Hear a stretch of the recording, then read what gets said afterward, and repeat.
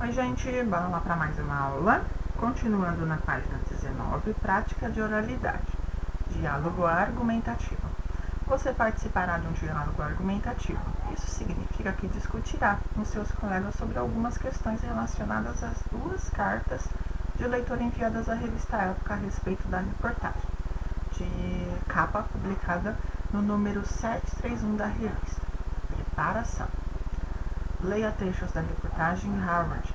Aí vamos nós, sobre a possibilidade de jovens brasileiros estudarem no exterior.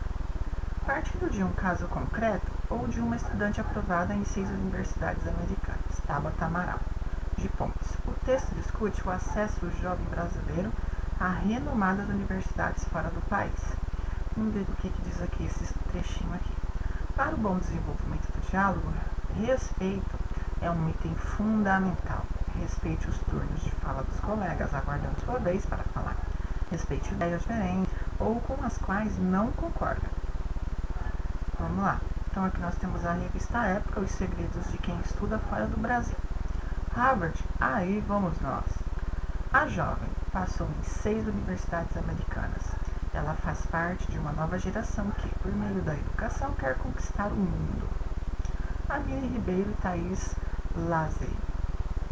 Uma sala de aula com alguns jovens imberbes, além da meia dúzia de meninas que parecem compenetradas, a professora pergunta com exagerada naturalidade. Alguém já ouviu falar da constante de Faraday? Silêncio. E de carga elementar? Silêncio de novo. Ela insiste. Quem nunca escutou, levanta a mão. Os espectadores são alunos com mais ou menos 18 anos, de um cursinho particular de São Paulo. A professora Tabata Amaral, de Pontes, conduz a aula de eletroquímica, com postura de doutora. Responde as dúvidas individualmente. Na lousa escreve fórmulas que, aos desabituados, mas parecem grego ou húngaro. Tabata não tem cabelo de cientista maluco, tampouco a cara de nerd clássico. Com apenas 18 anos, ela usa aparelho nos dentes, tênis all-star, calça jeans detonada e presilha tic-tac para não deixar a franja cair em seu rosto de menino. Nem por isso é menos respeitada pelos alunos, que a chamam de professora, inclusive os mais velhos do que ela. Tabata acaba de ser aceita em 6 instituições que fazem parte da lista de 20 melhores universidades do mundo: Instituto de Tecnologia da Califórnia, Caltech, Yale, Princeton, Columbia, Harvard e Pensilvânia. Detalhe importante, ela vem de uma família da Vila Missionária, bairro de classe média baixa, na zona azul de São Paulo. Estudou no colégio público até o começo da 7ª série. Nos demais anos, ganhou uma bolsa. Enquanto disputava vaga nos Estados Unidos, Tabata se esforçava para continuar seu cotidiano normal. Fazia dança em inglês, ainda encontrava tempo para um projeto social que criou com o amigo Henrique Vaz, no Vontade Olímpica de Aprender, VOA. Tabata dá aula todo domingo, pela manhã, para estudantes da escola pública. O objetivo é prepará-lo para Olimpíadas de Astronomia, Física, Química e Matemática. Desde 2010, o VOA treinou centenas de alunos e obteve 20 medalhas. Ela quer devolver à escola pública todas as chances que recebeu, afirma Soiane Vieira, coordenadora do projeto. Essa veia filantrópica é bem recebida nos Estados Unidos, onde o conceito de giving back, retribuir à sociedade o que se ofereceu dela, é um traço cultural. Essa característica também conta pontos na hora de tentar uma vaga numa instituição americana. A formação internacional transforma jovens como Tabata em profissionais mais capacitados para lidar com os desafios da globalização. Mas até que ponto isso se traduz em benefícios para o país de origem? Quem garante que essas mentes brilhantes voltarão? Até décadas passadas, essa transferência de capital humano das nações pobres ou emergentes para as ricas é uma preocupação dos economistas. O conceito ganhou o nome de brain drain, algo como fuga dos cérebros. Aos poucos, esse receio dá lugar ao brain gain, ou ganho de cérebros. Não existe capital humano perdido, afirma Nilson Vieira Oliveira, coordenador do Instituto Fernand Braudel de Economia. Mesmo os que não retomam ajudam indiretamente, porque criam a sensação de que é possível alcançar as melhores universidades internacionais. É uma mudança cultural marcante. Esse movimento se reflete ainda nas instituições brasileiras, que se sentem obrigadas a elevar o padrão do ensino superior.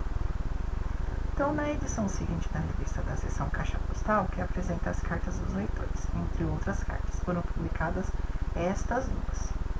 Estudar fora. Época apresentou os segredos de quem consegue estudar nas melhores universidades do mundo. Vamos ver o que diz essa daqui.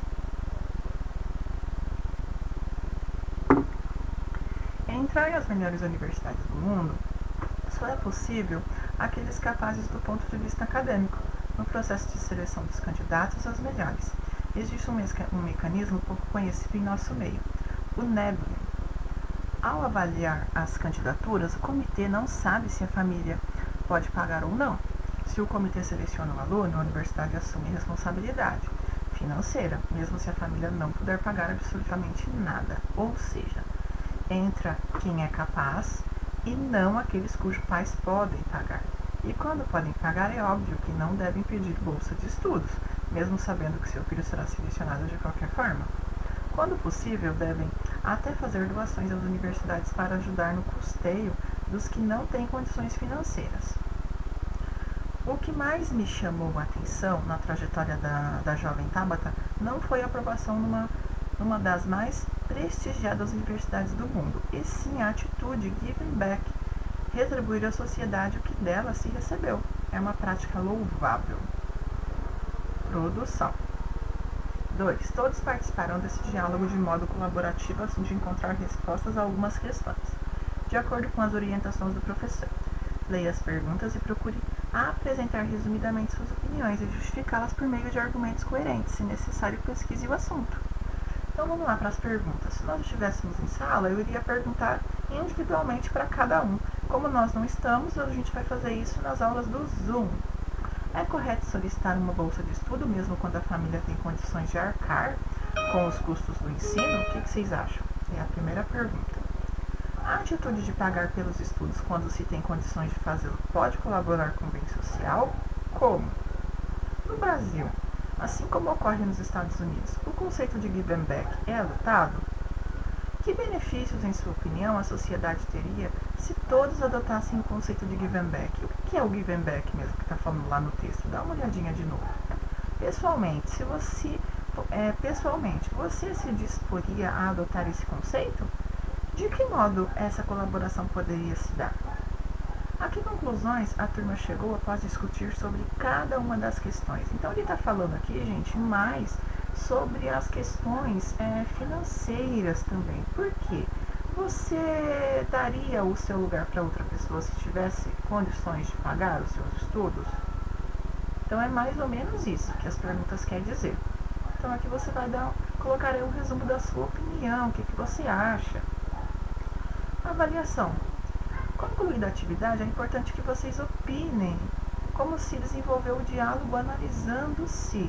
Os participantes apresentaram opiniões e argumentos consistentes? Tem coerência do que eles estão falando?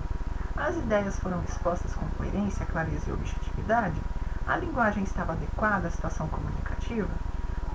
Os turnos de fala foram respeitados? Então, vocês vão colocar aqui se sim ou não. Organize as ideias.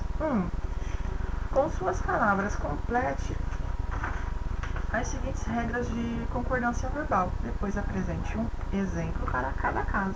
Se o sujeito é a expressão partitiva, então parte da expressão, o verbo concorda com, esse daqui é bem parecido com o exercício que a gente tinha feito anteriormente.